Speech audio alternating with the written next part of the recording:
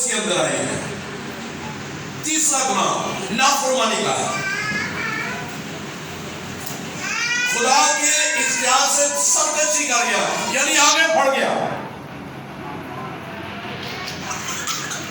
جب وہ انسان کے اندر غرور، حسد، تکبر، نافرمانی آتی ہے، وہ خدا سے آگے بڑھنا چاہتا ہے، اس وقت گھرنے کا مقام ہوتا ہے، اس وقت گناہ آ جاتا ہے، اس وقت وہ آسمانوں سے زمین پر پڑکا جاتا ہے، اور پھر وہ اپنے اختیار سے محروم ہو جاتا ہے۔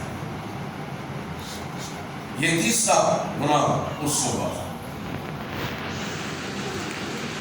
پہلا گناہ اس کے اندر غرور آ گیا، گھمنڈ آ گیا، دوسرا گناہ اس کے اندر حسد آ گیا، اور تیسرا اس کے اندر گناہ نافرمانی کا آ گیا۔ اب دیکھیں کہ وہ نیچے خالی، اب کوئی لیڈر ہے، کوئی ہے اس کے ساتھ، اب وہ اکیلا نیچے نہیں آیا، اور پسندیدہ لوگ بھی وہ نام سے انہوں نے بھی کھینچا، آج وہ بھی چلیے تھے تاکہ دے دو شیطان دی روحانی فوجوں کے لیے دوسری پر دیا، وہ فرشتگان آسمانی مقاموں میں دوسرے آسمان پر وہ جو ہے ہماری دعاؤں کو روکتے ہیں، بڑی دعا کرنے دی، دعا بھی نہیں ملتا، پتہ ہی نہیں لگ رہا دعا کتنا جاتی ہے، دعا اس لیے جاتی کیونکہ او اتنے جا رہا اتنے سردار جڑا بیٹھا دنیا کا اور رو گیا ہے، وہ ڈرایا گیا ہے، لیکن وہ پورا بدلہ لے رہا ہے کہ خدا تک لوگوں کو پہنچنے نہیں دے۔ اب میرے سے دوسرا زمین پر جو ممسوح تھا وہ آدم تھا۔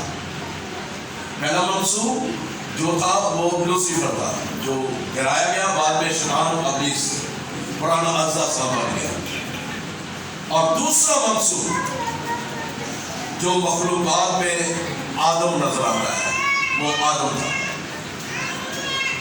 اس روئے زمین پر اسے ساری چیزوں کا اختیار بخشا گیا، اس کے پاس اختیار ہے کیونکہ وہ خدا کی شبیہ پر بنا ہے، خدا کی صورت پر بنا ہے، وہ روح جان بدن کا مرکب ہے۔ جو اسٹوڈنٹس ہیں ان کو پتا ہے مرکب کس طرح بنتے ہیں، تو وہ روح جان اور بدن کا مرکب ہے، یعنی خدا کی شبیہ پر بنا ہے، روح جان اور بدن کا بنا ہوا ہے، یعنی یہ تینوں چیزیں اس کے اندر ہیں، جو ہر طرح سے کامل اور پاکیزہ تھا۔ اس کو خدا کے ساتھ رفاقت رکھنے کا حق اور آزادی تھی، وہ خدا کے ساتھ آزادی کے ساتھ وہ رفاقت کر رہا ہے، خدا کی تابعداری میں ہے۔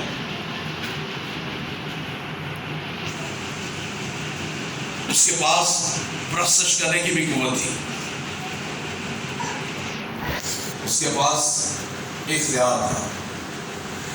اب جب ہوا کو بنایا گیا، شیطان چونکہ آسمان سے گرا ہے، اس نے بدلہ لینا ہے اور اس نے اس مذبح کو خراب کرنا تھا، اس نے جدائی ڈالنی تھی، اس لیے وہ ٹارگٹ میں تھا کہ کس کو پھاڑ کھائے۔ اس لیے کلام کرس میں لکھا ہوا ہے کہ ابلیس شیر ببر کی طرح دھاڑے مارتا پھرتا کہ کس کو پھاڑ کھائے۔ اب وہ پھاڑ کھانا چاہتا تھا، وہ موقع کی تلاش میں تھا، اور پھر جب ہوا بنی تو انہیں کیا ہون کام بن جائے گا۔ اسے پتا تھا کہ آدم خدا کی صورت پر بنا ہے، خدا کی روح اس کے اندر ہے، خدا کا اختیار اس کے پاس ہے، خدا اسے ٹھنڈے وقتوں میں ملتا تھا، لیکن اس نے ہوا کو بہکا کر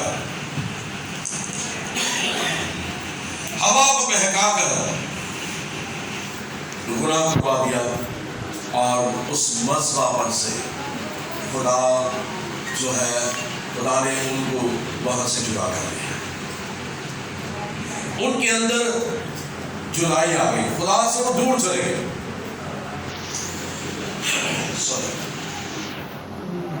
کیونکہ مذبح پر خدا کی حضوری ہوتی ہے، خدا وہاں پہ موجود ہوتا ہے، خدا کا مسا وہاں پہ ہوتا ہے، خدا کام بھی وہاں پہ کرتا ہوا نظر آتا ہے، خدا کلام بھی کرتا ہوا وہاں پہ نظر آتا ہے، اور خدا گناہوں کو بھی شکست دیتا ہوا نظر آتا ہے. اور لیکن وہاں پر ہی ابلیس وہاں پر موجود ہوتا ہے، اور وہاں پہ اس نے جو کام کروایا تھا، اور وہ تھا چونکہ جو اس نے گناہ کیا وہی گناہ اس نے آدم اور حوا سے کروا دیا. غرور آ گیا، تکبر گھمنڈ آ گیا، حسد آ گیا، اور نافرمانی آ گئی. ان سے نافرمانی کروا دی. خدا نے کہا تھا کہ یہ پھل نہیں کھانا، باقی سارے درختوں کے پھل کھا سکتے لیکن جو درمیان میں وہ نہ کھانا، کیونکہ جس دن تم کھاؤ گے تم مر جاؤ گے. اور ان سے اس نے نافرمانی کروا دی، اور وہ خدا کے مذبح سے نکل گئے، خدا کی حضوری سے نکل گئے. خدا نے وہاں سے ان کو نکال دیا، اپنی حضوری سے نکال دیا، اس مذبح سے ان کو نکال دیا. اس مذبح سے وہ جگہ کو چھین لیا گیا، اسے ان کو سزا دی گئی. آدم کو کہا کہ تو ساری عمر خون پسینے کی کمائی کھائے گا، محنت کرتا جائے گا، خون پسینے کی کمائی کھاتا جائے گا. اور عورت سے کہا کہ تو ساری عمر درد کے ساتھ اپنے بچوں کو جنم دے گی.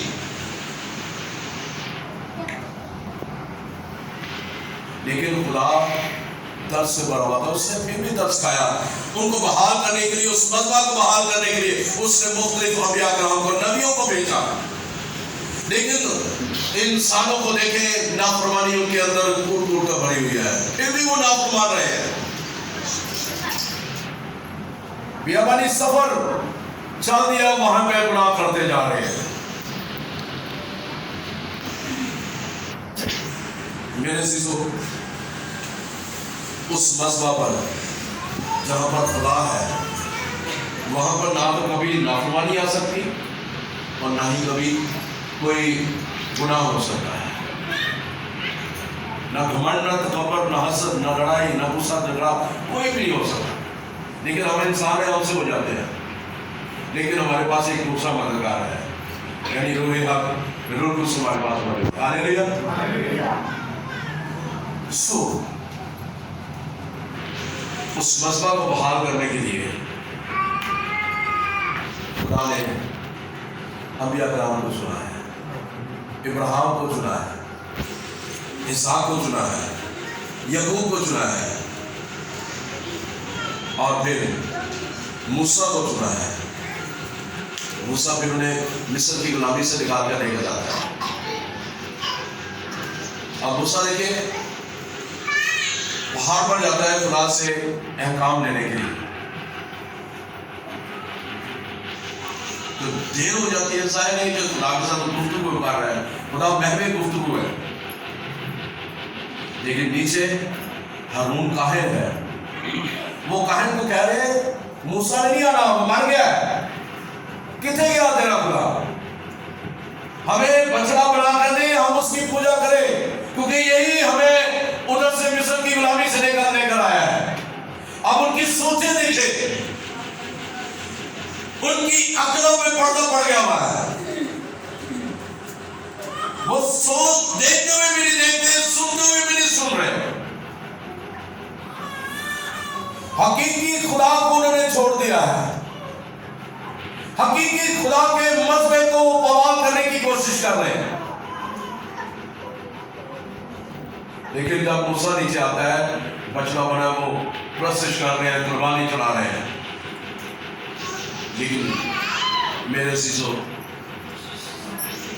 کلام مقدس میں لکھا ہوا ہے، نکالے میرے ساتھ احبار کی کتاب، اس کا 6واں باب، اس کی 12ویں اور 13ویں آیت.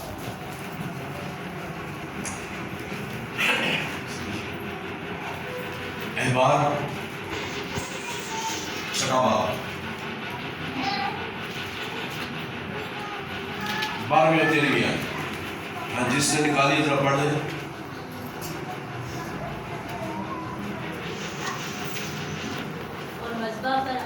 जलती रही और कभी बुझने ना पाए।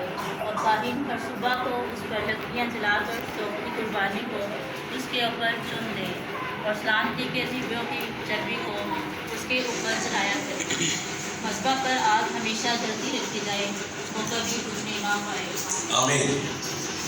अब आग कहाँ पर जलती रहनी चाहिए? मस्बा पर। लिखा हुआ है कि मस्बा पर आग जलती रखी जाए, वो बुझनी नहीं चाहिए। अगर ये मस्बा सूना पड़ जाएगा तो यहां से कलाम डिलीवर नहीं होगा, यहां से शिफाएं जारी नहीं होगी, यहां से जिंदगी जारी नहीं होगी, यहां से बरकतें जारी नहीं होगी, क्योंकि ये मसला सुना पड़ गया है। इस मसला पर आग नहीं है, इस मसला पर खुदा की हजूरी नहीं है, इस मसला पर खुदा काम करता हुआ नजर नहीं आ रहा। क्यों नजर नहीं आ रहा? क्योंकि मेरे और आपके गुनाहों की वजह से। इसलिए खुदा कह रहा है कि मसबा पर आग जलती रखी जाए, कभी भी बुझने ना पाए, मुसलसल आग जलती रहनी चाहिए।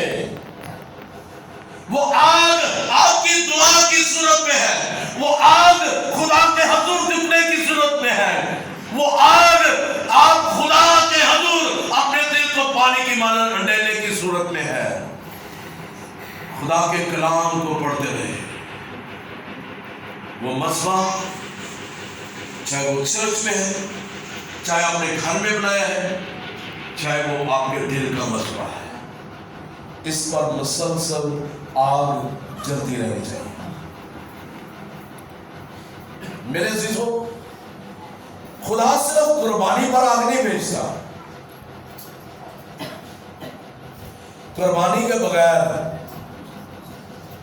आग भेजने का कोई अमल नहीं है। खुदा सिर्फ कुर्बानी पर आग भेजता है, और कुर्बानी के बगैर आग भेजने का कोई अमल नहीं है। खुदा सिर्फ कुर्बानी पर आग भेजता है, और वो कुर्बानी जब आप खुदा के हजूर झुकेंगे, टाइम देंगे और खुदा के हजूर आप घंटों घंटे उसकी प्रोसेस कर। ये मैं पर्सनली बात कर, your alone time with God. आपने अपना जाती वक्त खुदा के साथ घंटों घंटे प्रोसेस में गुजारना है। घंटों घंटे आपने दुआ करनी, घंटों घंटे आपने कलाम को पढ़ना है। आप कितनी कुर्बानी को खुदा को देते हैं? कितना टाइम आप खुदा को देते हैं?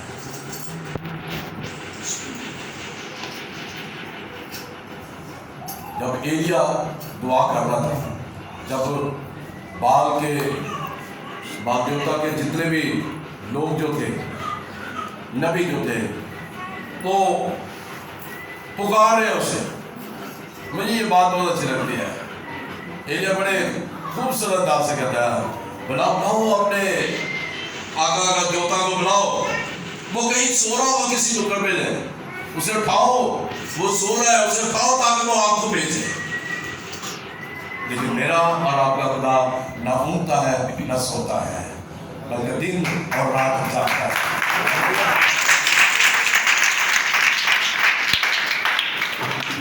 एलिया ने जब दुआ की थी, आग इसलिए नहीं आई थी कि एलिया ने कुर्बानी को कुर्बानी की तैयारी की थी, और उनकी जो उनको दिखाना था।